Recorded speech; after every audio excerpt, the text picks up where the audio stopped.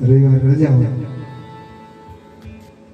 પનોતી સવારમાંથી આવી ગઈ, આખો દિવસ નીકળી ગયો પણ પનોતીને કઈ જગ્યા મળી નહીં. હવે એ ઘરમાં 3 દીકરાઓ અને 3 વહુ, ચોથા શેઠ. 3 ભાઈઓનો વારો એવો હોય, આપણે ત્યાં છોકરાઓથી શરૂઆત થાય ને બ્રાહ્મણે ત્યાં ગળોથી શરૂઆત થાય. બાપા અમારે ત્યાં બધું મને ખબર છે, અમારા બાપા કેટલું દેવાનું હોય, જમવાનું જે હોય માતાજી દઈ દે, બાપાને પછી છોકરા બધા ખાવાનું. બીજો પરિવાર હોય જ્યાં નાગપાડા હોય ત્યાં છોકરાઓથી શરૂઆત થાય. છોકરાઓ જમી નીકળી જાય પછી યુવાન મિત્રો જમી જાય પછી એનું જેમ જેમ છેલ્લે ગળ્યાનો વારો આવે. જે કાંઈ વધ્યું હોય ગળ્યા એના દાદા શું કહેવાય, ગળ્યા એટલે અમારા ડોહા, એને ડોહામાં નામ આવી જાય, એને છેલ્લે વાળો હોય. સાંજે દીકરી નાની હોય, રસોડું બનાવ્યું, આટલું પરિવાર એટલે 300 ગ્રામ શાક હતું. 300 ગ્રામ શાક હતું, એમાં બધું તૈયાર કર્યું. પછી એમના બેનને કીધું, એમાંથી બીજા નંબરના મેં કીધું, બેન જરા શાક જોતા રહેજો, હું બીજું કામ કરતા એટલે બીજા નંબરના બેન આવ્યા કે નાના બેન કે મીઠું ના નાખ્યું હોય, મીઠું કરી નાખી. પછી એમણે પાછા ત્રીજા નંબરના બેનને કીધું, બેન શાક જોતા રહેજો, બીજું કામે જાઉં. એટલે મોટા બેન આવ્યા, ત્રીજા નંબરના બેન પણ પાછું બેન બધા ભૂલી ગયા છે મીઠું છેલ્લું નાખવામાં આવે. આપણા પરિવારમાં પેલે નાખવામાં આવે, છેલ્લું શાક ઉતારતું ત્યારે મીઠું નાખવામાં આવે. માપ જોઈને એમ બધું કેટલું પાણી છે ને બધું, કારણ કે પેલે જ નાખીને પછી બેનો ચાખીને નાખતા હોય.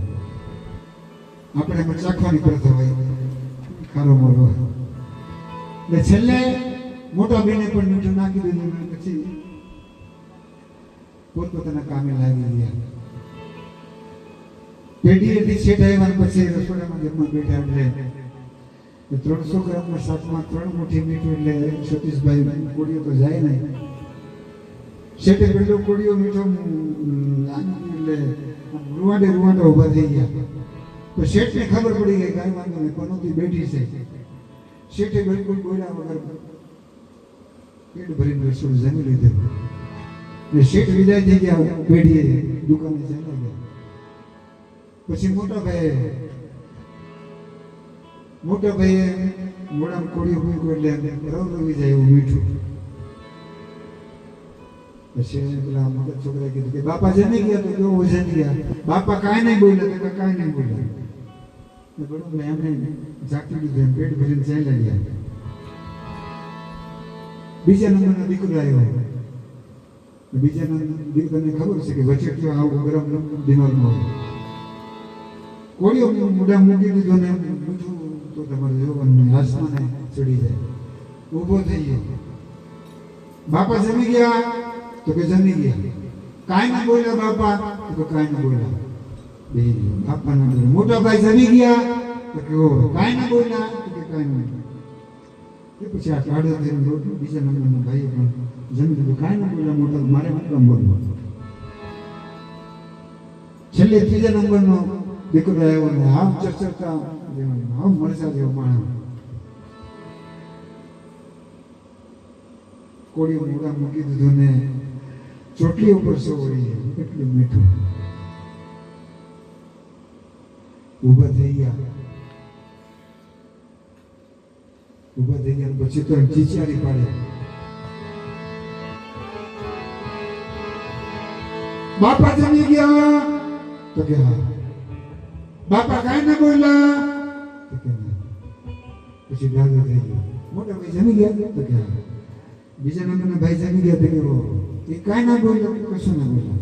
હવે હા મૂર્ખો થઈને હું કામ બોલું? બે હા હું શાંતિથી જમી લીધું ને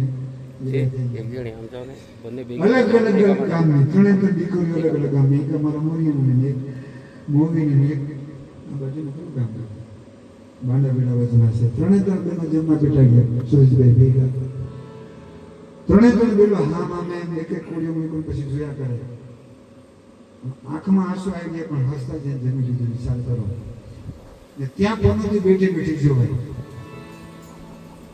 પનોતી ત્યાં બેઠી જોયું કે હસતા જઈને જમી લીધું. આટલું ખારું ને પછી શેઠના પેઢીએ પનોતી પહોંચી ગઈ ને શેઠ 15 દિવસનો વારો હતો સતીશભાઈ, 15 દિવસ સુધી રહી પનોતી.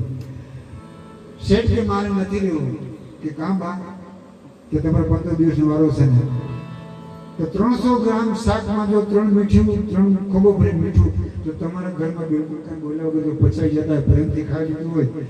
તો છેલ્લા બહેનો અલગ અલગ ગામની બહેનોએ હસતા જેમ ખાઈ લીધું ને અમારે તમારા ઘરમાં રોકાય તો હું મારાથી મૂર્ખી કહું. એક જ દિવસ વિદાય થઈ ગયા પનોતી. કૃષ્ણ કનૈયા કી જય. એવા આ પ્રેમ રૂપી ઘર પાસેના પનોતી આવી છે, એક જ દિવસ વિદાય થઈ જાય એમ આપણે ભગવાન વગર કીર્તન કરીએ ત્યારે કહે છે, હવે તારી ઉંમર ઘણી નહીં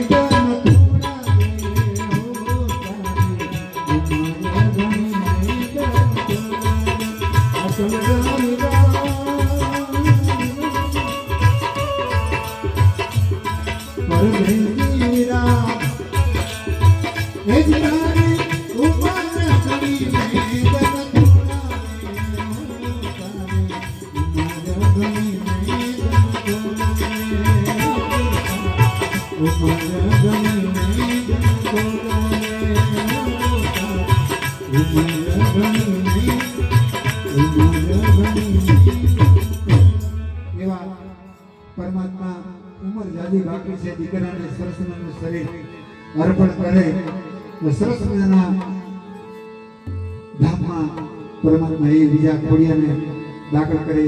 સાથે બહુ સરસ ના બંને મિત્રો છે નહીં સાંભળવા યોગ્ય પરિવાર સંતોષીનો હાલત કરશે ને અમારી સાથે સરસવાની દીકરી પણ ઘેરી હતી ને બાપુએ કે અમારે પ્રોગ્રામમાં આવવું છે ને અમે તો સરસ કે પરિવાર છે, કાંઈ અવસર મળે ગાવાનો તો અવસર મળશે, નહીં તો ના પણ મળે. કારણ કે અમારા ગણેશભાઈને હા રાયસિંગપરાનો અહીંયા જાજો પરિવાર આવે છે ને ના આ પરિવાર આખું બાપાનું એમ કહેવાય છે કે અમારા મગનરામ બાપા સરસનાનો અહીંયા બીજ રોપી ગયા છે કેલનપુરથી બાપુને ટેડું કર્યું ને એવા ભાવદાસ સાહેબને પધરામણી કરી છે. ભાવદાસ સાહેબનો પરિવાર છે તો એ પરિવારના બાપાની કૃપા છે ને એ દીકરાને સરસનાનું શરીર પરમાત્મા અર્પણ કરશે એવી આશા સાથે વાણીને વિરામ કરીશ. સદગુરુ શ્રી ભાવદાસ સાહેબ, સદગુરુ શ્રી ગુરુદાસ બાપાની જય જય સીતારામ.